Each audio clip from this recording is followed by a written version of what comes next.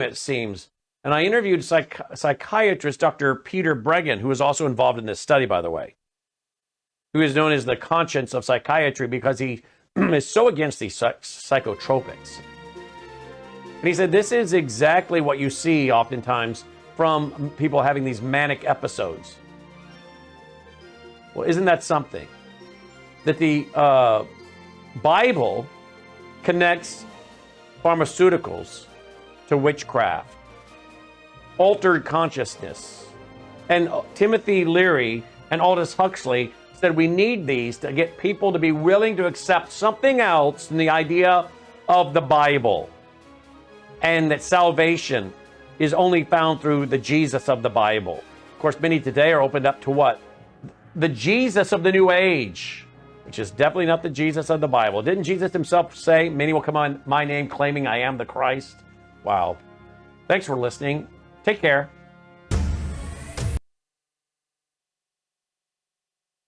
You are watching Worldview 2, built on the 35 years of Worldview books, documentaries, research, high-profile interviews, and the radio and television broadcasts of Brannon House.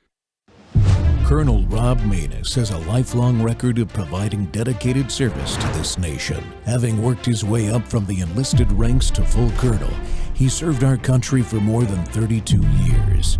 He has served as a bomber squadron commander, bomb disposal technician, Joint Chiefs of Staff Operations Officer, assisted the National Security Team with the campaign plan for the global war on terrorism.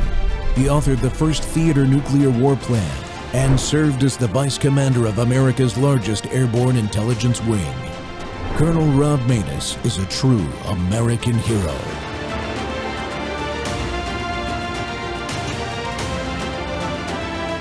This is Rob Maness Live. Massive story. The New York Times has admitted it. And we really have to question why this story is coming out. It's the secret history of the U.S. involvement in the Ukraine war. And in fact, it's worse. It's even worse than we could have possibly predicted.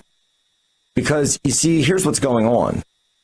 Well, we were told all along, unprovoked war, unprovoked war, unprovoked war. But as it turns out, the U.S. military has not only been involved prior to the Ukraine war, but even during the Ukraine war. And there's this huge piece out now in the New York Times. This is actually a huge, it's kind of a CYA piece, because the big piece of this is that this war is coming to an end. It did not go the way that the globalists wanted. It did not go the way that the neoliberals wanted. Russia looks like they're going to be getting these provinces. And so all of the things that were said at the beginning were lies, as were called out by us here on Human Events Daily to the posse and others. And so this is pre-shaping the legacy of the Ukraine war to say, oh, it wasn't our fault. See, we tried to help, but it was Zelensky's fault. It was Zelensky's fault, the Ukrainians' fault. They just didn't listen. They didn't take our advice. So what's come out in the New York Times today?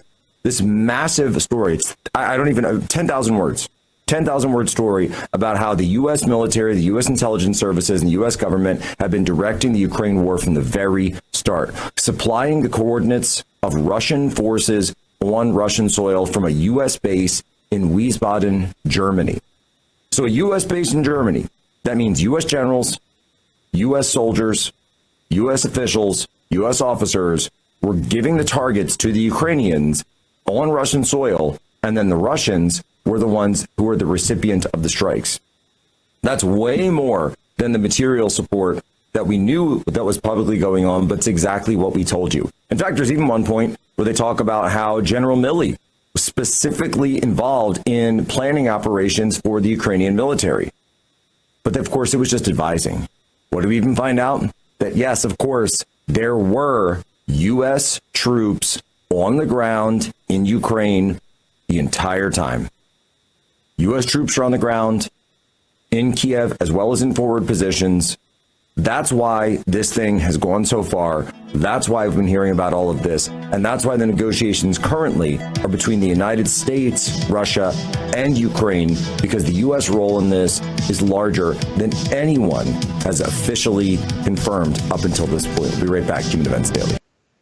The Ukraine war, folks, things have never been what they told us they were. Welcome back to More War Monday. The Rob Maness Show's live on Worldview Tube, our X Spaces simulcast, Rumble, YouTube, Truth Social Plus, Amazon Fire, Apple TV, and Roku. Well, most of us who've followed the events in Ukraine, Russia's responses, and American involvement in the country have been saying what the New York Times finally published after millions of dead. Let that sink in. Millions. That the United States has indeed been fighting an all-out proxy war against Russia using the Ukraine armed forces as our military. We've had American boots on the ground, and American generals have been calling the shots. The concept that Russia's invasion in 2022 was unprovoked was and still is a complete and total lie. The reality is we and NATO have wasted time, resources, and lives. And now we have a new Trump administration, and the president ran on ending this war. But can we do it when behind the scenes our own national security apparatus is likely fighting against that peace process? We have now been very clear that the U.S. priorities are focused on defense of the homeland and turning to deterring China with a peace through strength approach, but not everyone agrees. Dangerously, sitting full colonel level commanders are publicly opposing President Trump's foreign policies. Our Department of Defense and intelligence organization leaders are in open rebellion, while the new administration is still trying to get up and running. What has happened to the nonpartisan nature of America's national security professionals? Well, my friend L. Todd Wood is joining us today to discuss these circumstances and these issues. He's a former special operations pilot, helicopter pilot, I might add, and I'm going to ask him about what happened this weekend in New York at some point. He's also the CEO of CDM Press. He's on a mission to report the truth, and as America's free press should be to protect our way of life. But of course, the other part of the free press, the corporate part, is not. Todd, welcome back to the Rob Maness Show. Always love to be on, Rob. Thank you for the invite. I was excited when I got the text. Thank you. Well, one of your outlets, Armed Forces Press, I believe it was, published a great analysis article of the New York Times analysis article, which really wasn't analysis. They just decided they'd print what they have known for years. And and one of the things that I tout about your ops, Todd, is that you have people on the ground where you report from, where your teams report from. So you have folks on the ground in Ukraine and in this area, and you've been there many times over the years and worked there. So why does the New York Times think that the American people can be surprised by this late breaking? I mean, I tweeted out, what took you so long when they finally published it? Well, this is obviously some kind of disclosure procedure, limited hangout kind of thing. I think it's probably even worse than what we know there. You know, we reported, we've been reporting since 2019 on what's going on in Ukraine. And 5 years later, we did a story on Hunter Biden was using the State Department and the American ambassador in Italy to close deals in Romania for the Biden crime family. The New York Times published that last week, so 5 years later. But this story is, I think, we knew what was going on, but not to the extent. You know, I published a story a couple years ago. I knew there were mercs inside Ukraine, American mercenaries.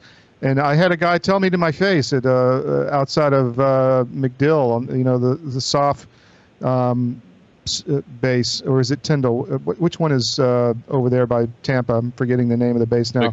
But MacDill. MacDill, right? So, that guy told me, we were at the bar, and he's like, "Look, I stopped counting at 500 Russians that I killed." I mean, and you could see in the eyes the guy was telling the truth. And so I knew what was going on over there. I just didn't know the extent that it was such high up in the food chain, actually running the war on the ground at the battlefield level, telling commanders to keep running through that trench and go to that next foxhole and, take that next position to that extent, screaming on the phone. And yes, we had Pete Blaber, who's a Delta Force commander, who's one of our prime contributors on Ukraine, has a lot of experience also. And Pete has been really, as you mentioned, his article on armedforces.press, really laying out some quality analysis. For a long time now, we've been talking about Ukraine. You know, we've been doing a tour all around the country. I actually testified to the House Oversight attorneys on this issue, on the corruption, national security corruption there, and you know, U.S. Americans corruption. And so I'm glad to see it come out. But yeah, what took you so long is one, I guess, response, but also why haven't all this reporting we've been doing for 5 years got any traction? You know, to the American people should be aware of this. Yeah, I was curious as to, you know, what does that say about our country when, you know, you've been out there, my outlet's been talking about it. I mean, my goodness, we've been talking about this really even before 2019 on social media. You know, when Putin went into Crimea is when I first really started focusing on it and talking about it every week. You know, you know, I mean, just the big question is, what does it say about us? But one of the things, you know, in your article, your team's article and Pete's article there, he talks about overseeing the kill chain. Yeah. Now that I didn't realize that we were at that level where we're overseeing the entire kill chain process. Yeah, that's my point, all the way down to the ground. I mean, literally, it's worse than Vietnam. You know, you hear the stories of McNamara picking targets and all that kind of stuff in Vietnam, but this is worse than that. This is like McNamara, you know, picking the bombs and which airplanes are going to have which bombs and what their flight path is going to be, and like literally all the way down. And you and I have talked about this a lot. There has to be accountability here. I mean, I cannot believe this was all done legally, constitutionally. I don't think Biden had any clue what was going on, and I hope we can get some accountability for these very, very senior military officers. I mean, we just put on armedforces.press, General Cavoli and General Langley, who spoke in front of the Senate Armed Services Committee last week, and you know, Cavoli's sitting there saying, Ukraine's doing great. The Russian army's, you know, diminished, and Ukraine's getting better every day. I mean, that's just a complete lie. And Cavoli he's the Supreme Allied Commander in Europe, and he was the one in that Wiesbaden C2 cell with pictures of him, you know, with Zaluzny looking over maps. So, I mean, the guy's delusional. I mean, you literally have organized crime at the head of our military, in my opinion, at this point, because there's no other explanation for this kind of behavior. Yeah, I'm glad you brought up Wiesbaden. Why is Wiesbaden the central location for the C2 node for the Americans?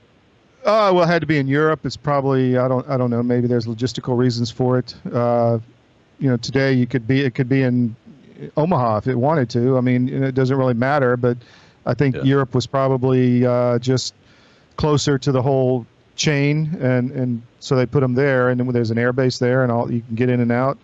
You can talk to the NATO members. It's probably more convenience and closeness of coordination than anything, but I don't think there's anything particular about that base. I just think that, you know, they were involved. And there's another story that came out, I think it was the Times came out this week, and we were talking about that with Pete this morning, that the European or the British generals were in there on the ground directing the Kursk, incursion, the spring offensive a couple years ago that failed. All of this failed radically, by the way. Yeah. So either these people are very incompetent or they were on a mission to do something else, to expend American ordnance, keep us tied up in a war for China, in my opinion. I think these people were bought and paid off. I can't prove that. But to me, why would you act like this? What's the upside for America other than your career and getting money? Yeah, you know, to have 2 4-stars that they really know the terrain. I mean, they know the terrain, they know the intelligence like the back of their hand. They have these huge staffs. We've been on them before in that kind of work and everything. So you know they know the truth. Yeah, sure. And to be able to come out, get under oath in front of Congress, and continue to tell the propaganda story and the lies, it just blows me away. And we're going to get into the whole officer corps thing a little bit too today. But how many boots on the ground, Americans and NATO troops, do you think we really have had there all this time? I mean, I'll be honest with you. I thought it was probably a couple hundred Americans, uniform types, and probably a couple hundred CIA type operatives and those kind of things. Maybe throw in the USAID guys and that kind of stuff, State Department people, and have another couple hundred. But I'm getting the sense that there's a sizable enough force there that it's at least 2 large ground units. Well, what's been going on in the U.S., you've had all these cutouts, right? These NGOs that are doing the dirty work of our intelligence agencies and whatever, USAID, whatever. It's 3 or 4 degrees of separation always. It's probably something like that. I know there were a lot of mercenaries there. I sat in a room with retired special ops guys who were telling me about this stuff. And this was 2 years ago or 3 years ago. So this was in 2022. So I know that there's been in force at least a large number of U.S. mercenaries on the ground there for years. I think you can combine that with the British force. I think there's a large British contingent there. Their whole military is smaller than the U.S. Marine Corps, but they have decided to deploy massive amount of resources into Ukraine. Why is that? There's some other agenda going on. Hopefully at some point we'll know what it is. But I think you're right. I think if you include the mercenaries, which are essentially, U.S. personnel just wearing a different shirt, that I think you're probably right about the size. Yeah, absolutely. Well, we got to take a break, Todd. When we come back, we'll dive into the ceasefire process and the peace process. I want to get your thoughts on what's really going on over there, because as we've talked about behind the scenes, something is wrong. I have a sense of it, and I want to see what your thoughts are. We'll be right back with L. Todd Wood of CDM Press talking about Ukraine and other issues associated with the collapse, really, of what looks like the collapse of potentially of the United States Armed Forces officer. We'll be right back. Hello, I'm Brandon House. Would you like to gain access to over 20 years of my radio shows, TV shows, my books? I've written 15 books, and most of those books are ebooks now, and we have conference DVDs, conferences where we filmed our conferences at the Ozarks, literally starting 20 years ago. It's all available in our archived vault. All you have to do is go to worldviewtube.com/vault, worldviewtube.com/vault, and for a reasonable monthly fee, you gain access to over 20 years of Christian worldview programming, news, information, books, documentaries, and a powerful search engine. And folks, it's a great way not only to educate yourself, equip yourself, but it's a big way that you can help fund our continuation as a broadcast network. Please check it out. worldviewtube.com/vault, worldviewtube.com/vault, and help us continue pushing out a Christian worldview.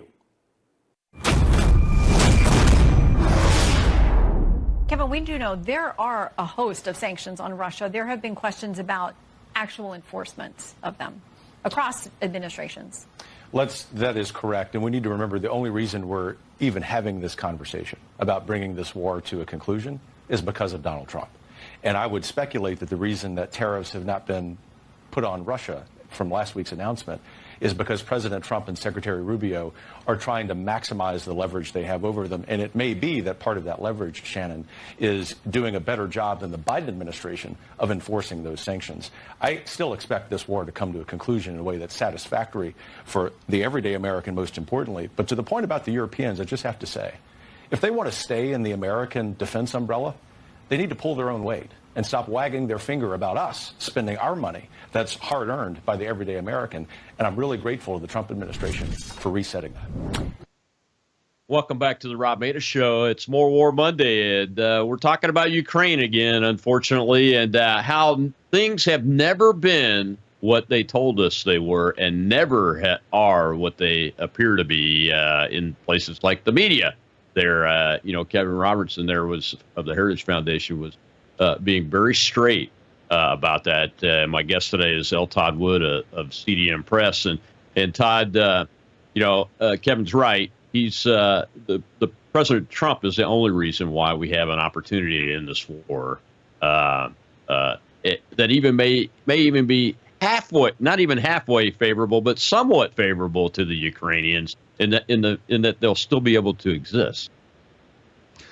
Well, the people need to understand that are watching your show that there is a massive effort by the people inside the U.S. military and national security establishment and the Ukrainian regime that really don't want this war to end. And you've had multiple examples of that showing itself just over the last few days. I mean, yesterday you had what was put in the mainstream media that it was a Russian attack during Palm Sunday in Sumy, which is right on the Ukrainian-Russian border on the Ukraine side. Well, what was the real story? The real story is that Zelensky decided and his regime decided to do an award ceremony for hundreds of soldiers right on the Russian border out in the middle of this civilian town. And they said, oh, yeah, bring your children to watch. And then that was leaked to the Russians. So the Russians had a target, right on the border inside the war zone of hundreds of Ukrainian soldiers. And, it was a target they fired on. And they killed a lot of people. But the truth is that was, in the words of our source on the ground in Kiev, engineered by the Zelensky regime to create a crisis in order to keep the U.S. in the war, to keep the funding coming, to keep the military equipment coming, and to stop the peace negotiations because Russia, killed a lot of civilians on Palm Sunday. Well, you don't talk. You got to tell the whole truth, right? That who in their right mind would have a celebration on the border out in the open during the day and have it announced to the world of a grouping of Ukrainian soldiers? So, and there's videos online of the locals screaming and cursing at the local government for allowing this to happen. They don't blame the Russians.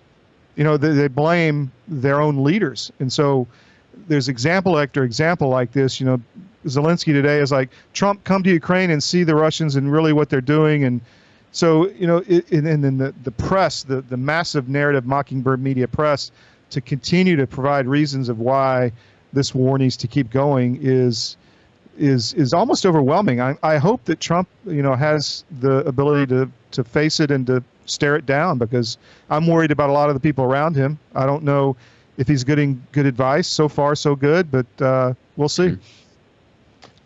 Yeah, I mean, I'm hearing some internal rumblings, rumor intelligence at this point. Nothing confirmed there that there's at least one individual that's mucking around and slowing the process down. And that is not a good thing. If the president's got confidence in these people, then they should be following his guidance and his orders, And, when I saw that Palm Sunday story, I knew immediately, because I've been watching Zelensky this whole time. I mean, all the way from you remember when they shot the S-400 and it landed in Poland. He tries to say it's a Russian missile attack on Poland. All of those things, whether it's planned or unplanned, and they take a target of opportunity. Zelensky has always come down on the side of trying to do something to pull NATO or the United States into the shooting aspect of the war. Of course, the U.S. has been there the whole time with our command structure. It's basically just got the Ukrainian, our military as our armed forces, essentially. And I think that's... Go ahead. I'm sorry. I was going to say... I think that's one of the reasons why they want to keep it going, is because our generals, they're getting resources that they wouldn't probably otherwise get out of that on their budgets. Yeah, sure. And career and, jobs afterwards, plum jobs on the board of wherever. But you got to realize these people, and including the Americans, have no problem over the last 3 years killing a few million people. So they're not going to care about a few dozen civilians, even if they're children, if it furthers their goal to stay in power. Because, they cannot lose power in Ukraine. If they lose power in Ukraine, that is the crown jewel of the EU experiment, of the globalist experiment. And, they're trying to make it into some kind of new Garden of Eden in the middle of Europe with all the resources. That's the eventual goal, I think, is to depopulate Ukraine and take it over. And they don't care about killing people. So they're backed into a corner. They're not doing well. Their agenda's failing. And I think the American security establishment, the blob, if you will, is all in with Zelensky to try to keep this war going, and probably advising him on a lot of this stuff, like the Sumy attack, like all the other comments today. He came out and said, J.D. Vance is taking Russia's, propaganda. How long are they going to bring up the Russia hoax again? How many times can that be recycled, the rinse and repeat? So I hope these rumors you hear are not great or not, but there's always the too good to check kind of rumor. So yeah, good enough. Yeah, to print. especially when you're not hearing from the people that you're hearing about in public anymore, but they're still there. Yes. When they're silent publicly, and you hear a rumor like, well, so and so is mucking up the process because of this or that, it's probably closer to the truth. And I think the American generals are absolutely guiding Zelensky. They probably we probably gave advice at some level on that ceremony. I would not doubt. Yeah. Those people everybody involved in that, and it's my understanding Zelensky approved it, has to be held accountable. They all have to be held accountable. That's a war crime, because that in a combat zone, your enemy is going to attack a military target, and 200 soldiers is a military target. Yes. 200 soldiers out in the open in broad daylight is a military target, no matter who else is there or what else is there. Completely and the decision agree. that put that into play are the ones to be held accountable. Oh my gosh. And I don't like Vladimir Putin. I didn't agree with him invading in the first place. I'm on record saying that. I was wrong about it. I didn't think he was going to, but I don't agree with it. But that's not the point when you're talking about the specifics of an incident like this Palm Sunday attack and everything. The point is, where are the ethics? Why are we dealing with such a corrupt establishment in that country? And three, our hands are more bloody than theirs because we have the power to stop them. The people in uniform that are continuing this on the American side, they have the power to stop this and stop it right now. General Cavoli, he's the American commander in Europe. He's the Supreme Allied Commander of NATO. He could go to the president and say, we want to end this tomorrow. We're endangering our own weapons stores, our own combat capability. We're spread too thin. We need to end this tomorrow, sir. So let's make a deal with the Ukrainians and the Russians. He could do that, but no, he's in front of the Armed Services Committee saying, "Oh, Ukraine's fine. The army's gotten really sophisticated. We destroyed 4,000 tanks." He didn't say how many tanks Ukraine had lost in Kursk alone, including 70,000 soldiers of their best men in Kursk alone, and I would bet many of them were American and British. So we'll see. And that Kursk operation has never had, in my mind, a valid strategic, operational, or even tactical objective. Well, let's take a question from the audience before we go to this break. Todd, go ahead. Rob is our host over there. Rob, who's up? We have Colonel Burton. Hey, Todd, thank you for being on the show. Probably the most important discussion going. Quick question is, can you put some meat on the bone about like the Ukrainian money laundering operation that's been funneling money to basically the Western elites and kind of sustaining the whole thing? Obviously, we know about the defense spending, and weapons stuff, but then there's just been flat cash that's going in there. And where's that money been going? Can you talk to that?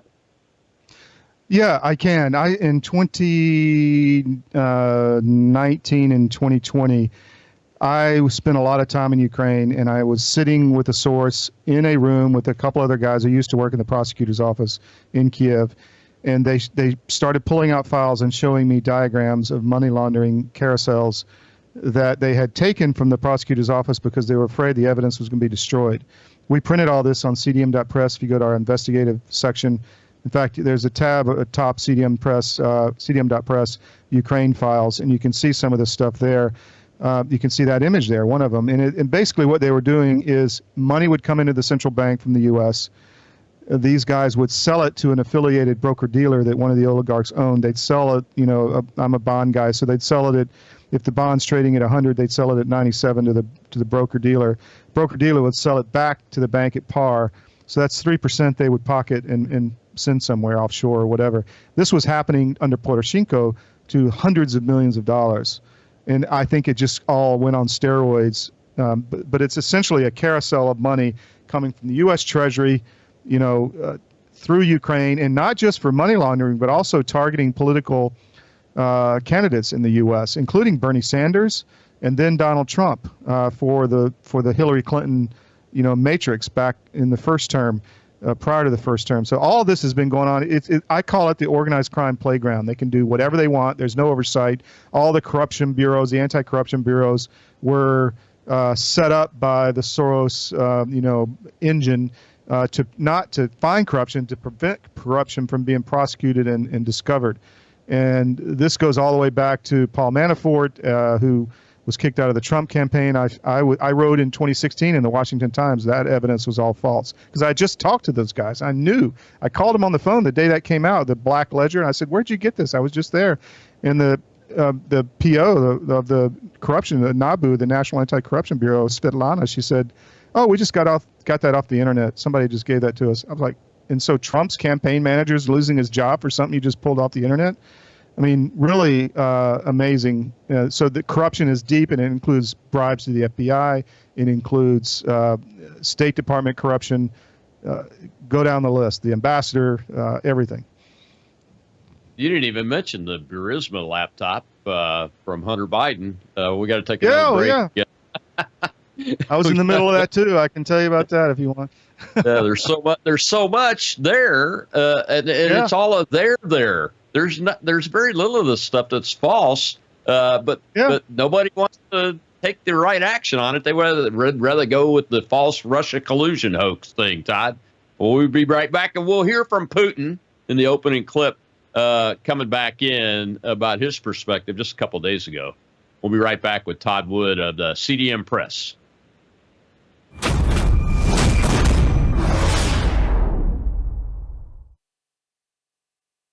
But with Brandon, it's always cutting edge stuff happening in the world, and it's not just from the political angle, because you can get that on other platforms, but it's always from the biblical angle. So you're dealing with a guy that loves Jesus, you're dealing with a guy that's very intelligent, you're dealing with a guy that is cutting edge conservatism, and you're dealing with a guy that wants to be biblical all at the same time. And so for that reason alone, I hope many people will not just lift up his ministry in prayer, but will also financially get behind it, because from the angle I'm trying to describe, he really is the only game in town. And we desperately need it in these last days. Can I get an amen to that?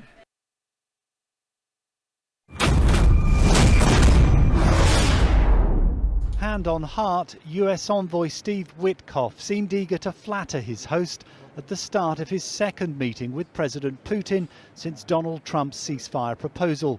But 4 weeks on, Russia remains determined to dictate the direction of travel as the world waits for its answer. Vladimir Putin's focus perhaps clearer earlier as he met Navy commanders in St. Petersburg.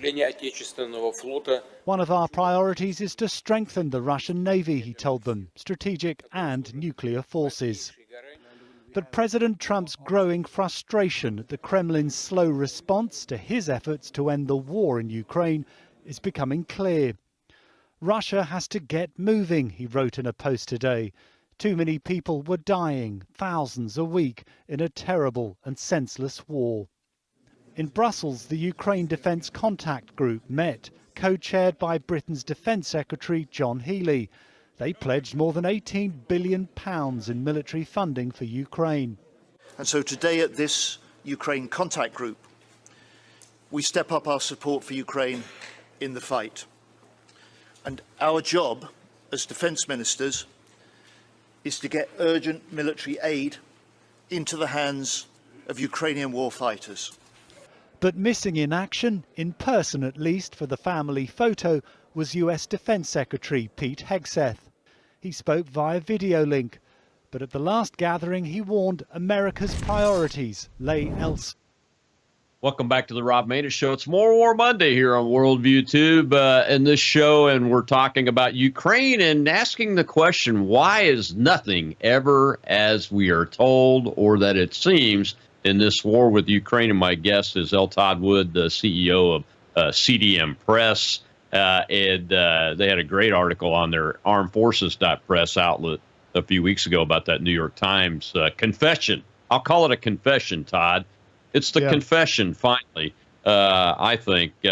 One of the things that is mentioned in the article a couple of times is how the U.S. CIA really is responsible for almost all of the big successes. Either the CIA or the intelligence apparatus with the targeting intelligence has been the ones responsible for this. But here's my question is, why is the Ukrainian American-trained armed forces failing then? If they have our high-quality so-called generals and staff, joint staff, wartime staff at UCOM and NATO, all at their disposal, all of our gear from all the NATO countries that are stepped up to participate, they have gear from all over the place. Why are they failing? Well, first let me say that I don't want to disparage the bravery and the talent of the Ukrainian guys on the ground. We're all military men. We can respect, fighting for your country. And so I don't want to diminish them.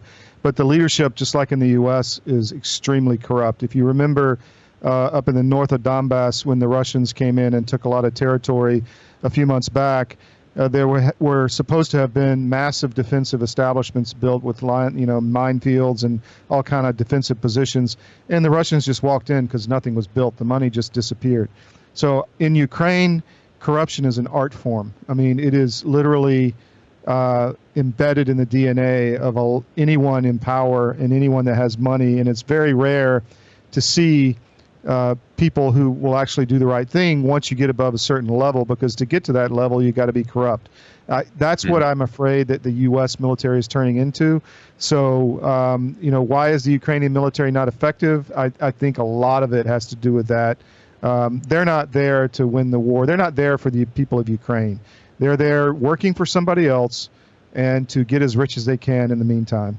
And that is because they know, the oligarchs are playing both sides of each other. Akhmenatov and others there in Ukraine who have access to the resources in Donbass and on both sides of the border.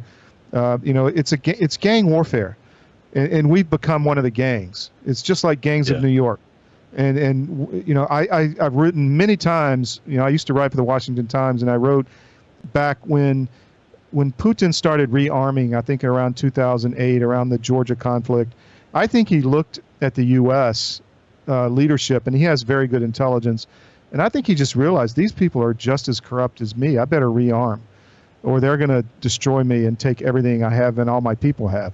I think that's what happened, and it's really unfortunate. And the only way we get, in my view, a republic back is to admit our sins, if you will, and rebuild an ethical leadership and officer corps in the military and in our political class. And I don't know if that's doable, but that's the only way, in my opinion. Yeah, it's unfortunate, especially for those of us like you and I that have served for so many decades, and a lot of our viewers have too. Let's take another question from the audience. Rob, go ahead. We have Joseph Colonel.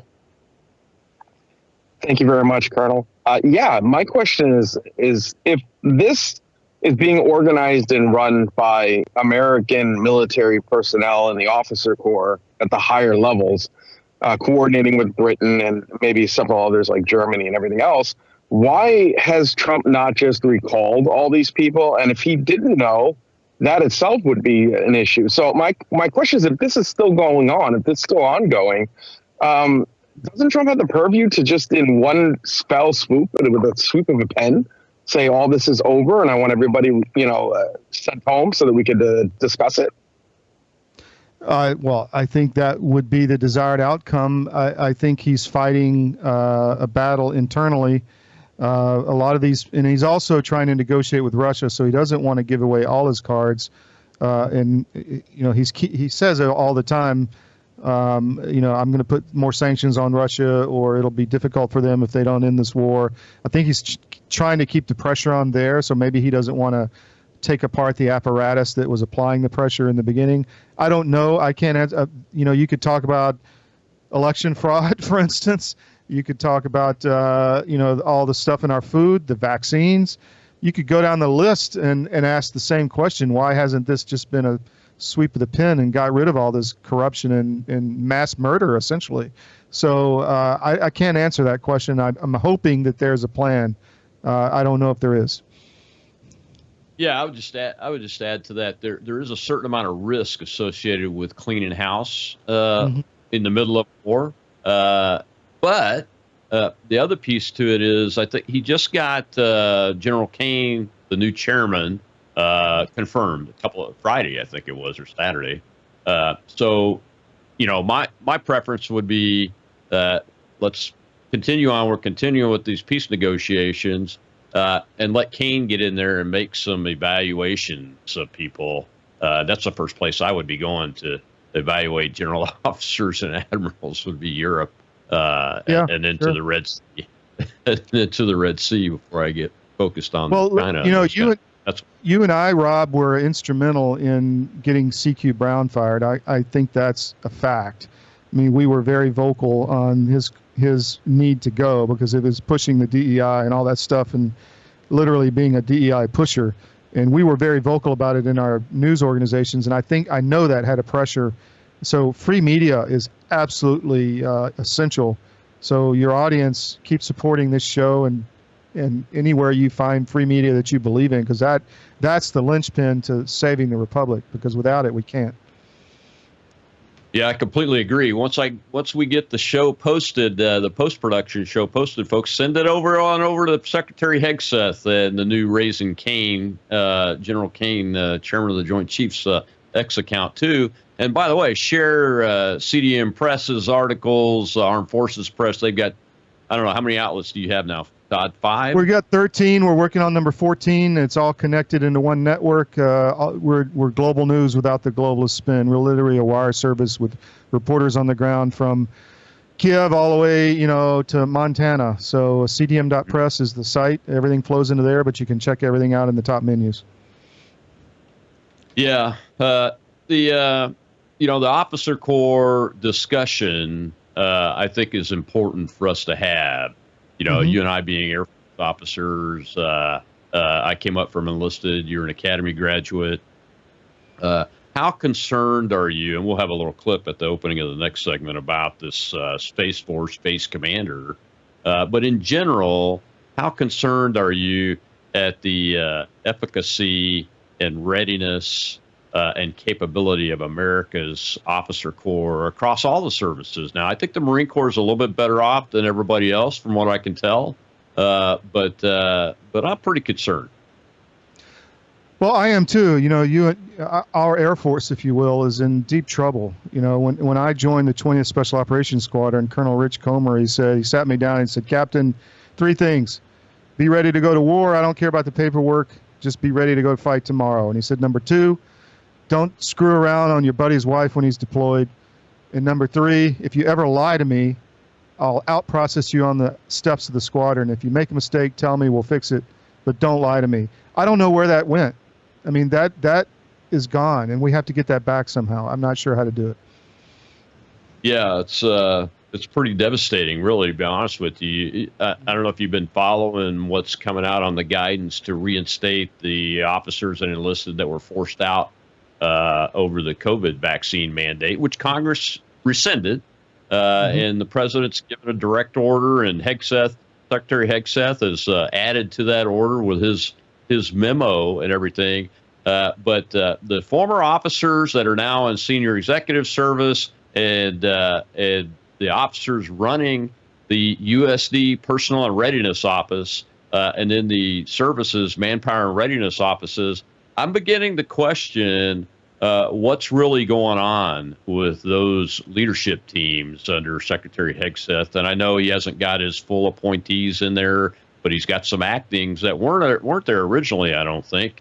But the bureaucratic staff below those folks, I think, is just they're putting in little landmines in their policy letters. And if you read anything from the folks that have been forced out that have been advocating on this issue, both through Stars, and other outlets, and those kind of things, and you've interviewed a bunch of them, most of them are saying that what's happening is the wrong thing to do. For instance, one of the service memos are saying that you have to serve for at least 4 years instead of the 2 that were required for previous types of ousters.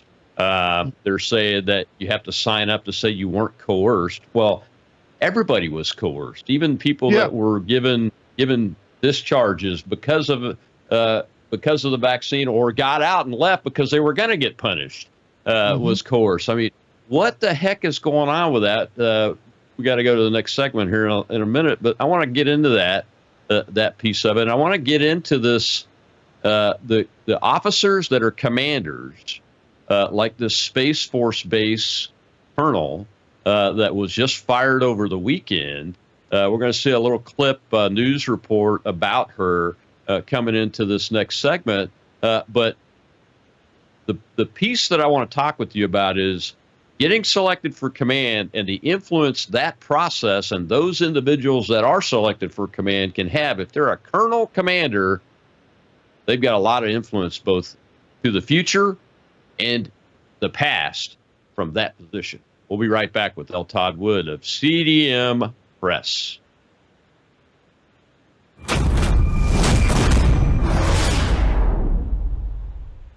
All right, we are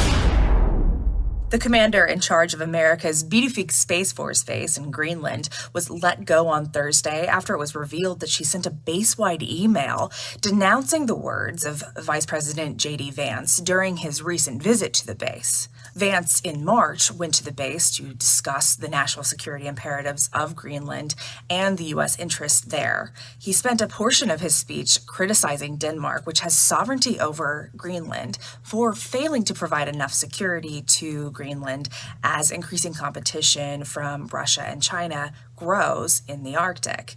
The commander, Colonel Susanna Myers, said that his words did not reflect the opinion of Bidefik, and said that as long as she was commander of the base, the Danish and U.S. flags would fly together at the same time on the base. The move was highly unusual for an officer of that caliber to speak out so publicly against the executive branch. It's often viewed as rebuking the commander-in-chief, who clearly here, President Trump, wants to create a partnership or even take over Greenland. The action was taken Thursday night by the Space Force, who said that they had lost confidence in her ability to lead. Welcome back to the Rob Maness Show. It's More War Monday, and we're talking about Ukraine, but we're also talking about the status of the United States Armed Forces Officer Corps, how that's interplayed in the reason the United States and NATO continue to waste lives, resources in the Ukraine-Russia war without appearing to pursue peace as their president has directed them to do. It's unbelievable. And Todd, this really stands out, this commander at the full colonel level in Greenland, we don't just put anybody in a full colonel command slot or even an 05 level, a squadron command slot. We don't just put people there. They're selected by boards of general officers and senior colonels in the squadron commanders board process. So we don't just put people in these positions for no good reason. The system has picked them. They've seen the qualities they want. But this leads me to believe that there may be a full-on mutiny at the command level in some of our services, if not all of them. I think there probably is. We don't know the extent of it, but these people have grown up, in the Biden regime and, picked by Obama in the early days. And so I don't think Trump was that involved in the officer corps during his first term. And so we've got a real problem. And, I have contacts with a lot of junior officers now, and I tell them stay in and lead your troops, because we're going to need really high quality, ethical leaders, warriors to rise in the ranks and save the nation. So, we got to keep pulling these people out. We have a list of them. STARS has been very effective, as you said, on the congressional level. But we got to keep the pressure up, because it's not happening fast enough. Yeah, and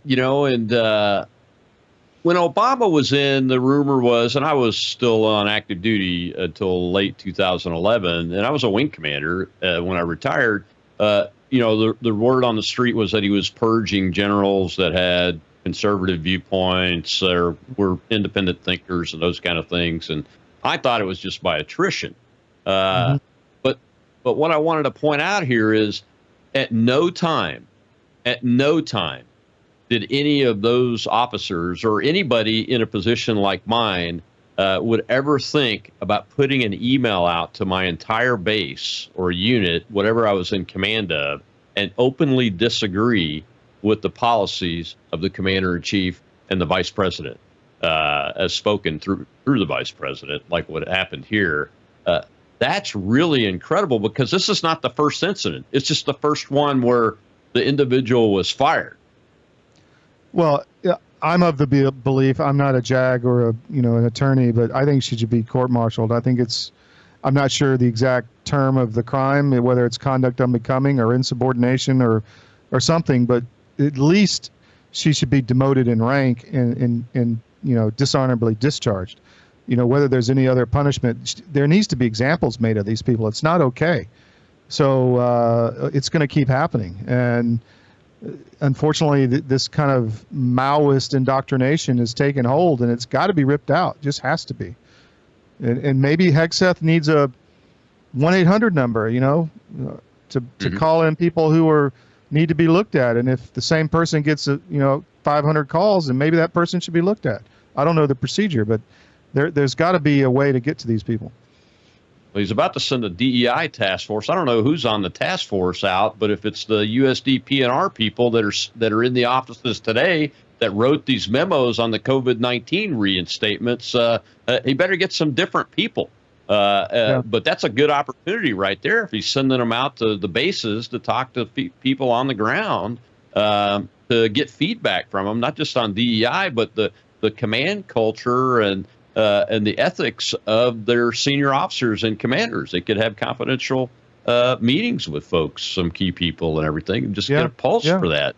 That's a great opportunity to do that. But I've wondered that, does he have people that are available that are not loyal to Donald Trump, but loyal to the Constitution instead of the institution? That's what's really going on here, isn't it? It really is. And I can remember early 1990s when there was an email sent out to the force saying, make sure, even if you don't like President Clinton, you're not allowed to say a word about him. I remember that distinctly. We don't have that now. It's encouraged almost to be insubordinate. And we have to have accountability in some form or fashion, and not just there, but also in the election fraud issues, in the lawfare, in the judiciary corruption. There's a lot of problems, and it's free media accountability that's going to hold these people accountable to begin with, And that provides, I think we wrote 4 or 5 articles on CQ Brown before he was actually fired. I know that made a difference. I know they were read by the right people. And when you see that kind of pressure coming from the groundswell, people react, and that needs to keep up. And I'm glad for your and our relationship and other colleagues and professionals that we know that are concerned about, General Bishop and others that are concerned about the force. And we just got to keep pushing. The only way out is through, and there's no turning back at this point. We got to save the republic. Yeah. What do you say to the folks that say, and I've heard this, hey, this is our team now. We gotta step lightly. I don't know that I agree with that. Look, I'm all for being respectful, even to the last administration, but I'm not for keeping my mouth shut. When I see something, I just today, I got to say something after everything we've witnessed. I completely agree with you. There's a difference between disrespect and telling facts. And I went after my classmate at Air Force. I'm blanking on his name now, Rich Clark, who was the soup. I went after him hard because he was lying to stars. He was pushing the vaccines really, really hard. And I know I can't prove it, but I would bet money that several of these cadet deaths were directly related to that.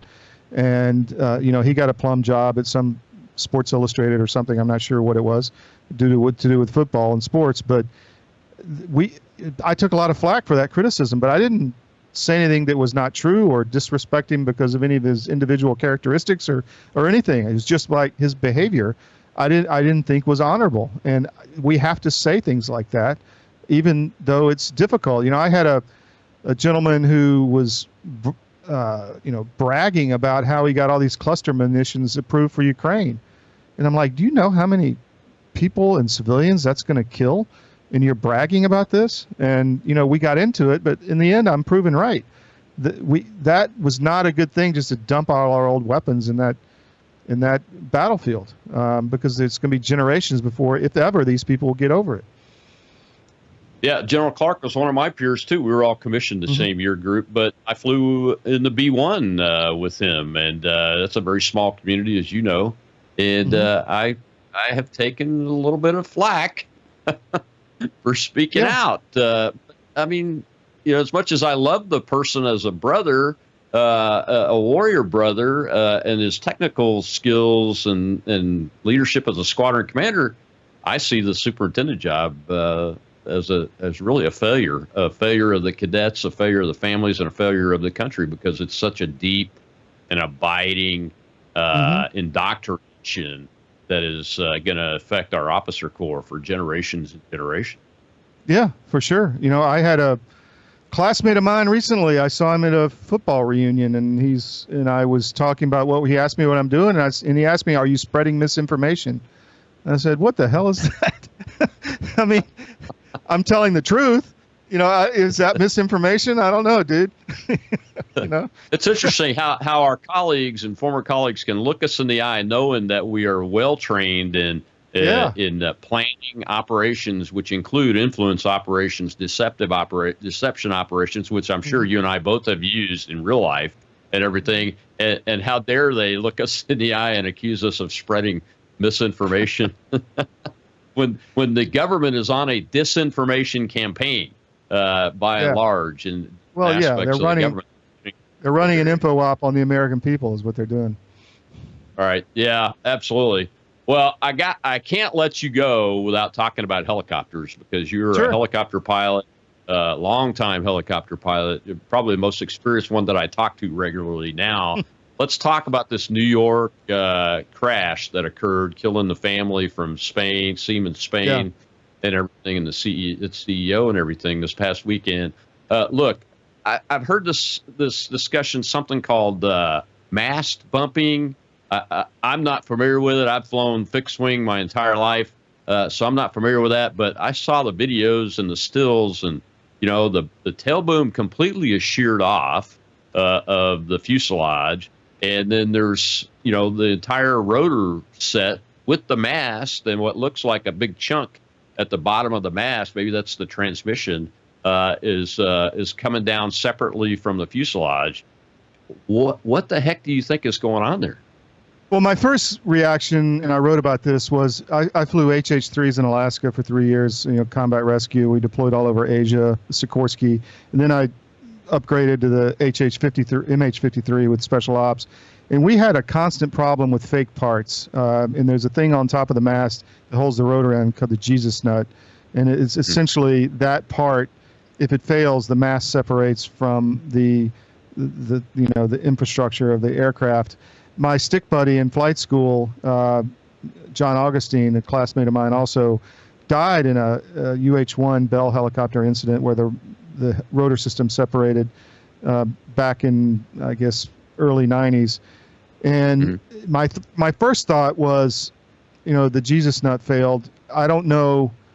The mast bumping, you have to have a lot of turbulence for that. I flew a lot in very turbulent situations in Alaska, through the mountains, through the passes, and I've never seen a mast bumping incident, put it that way.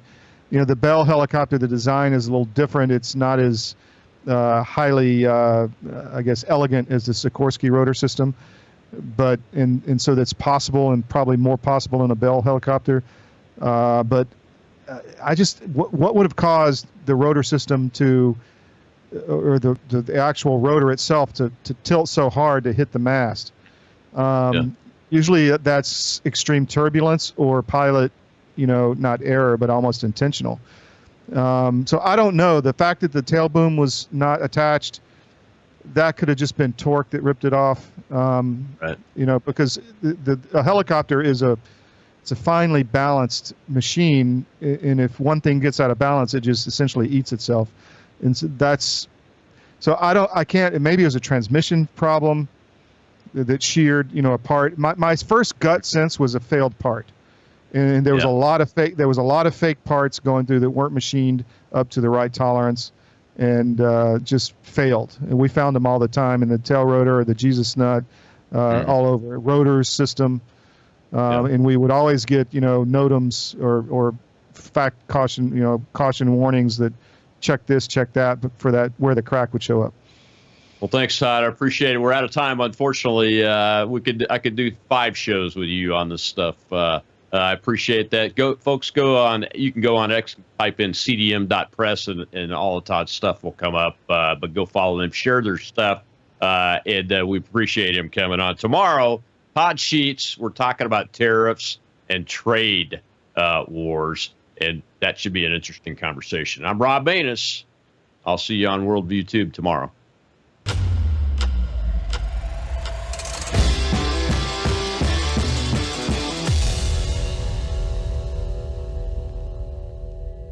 You're watching Worldview 2, built on the 35 years of Worldview books, documentaries, research, high-profile interviews, and the radio and television broadcasts of Brannon House.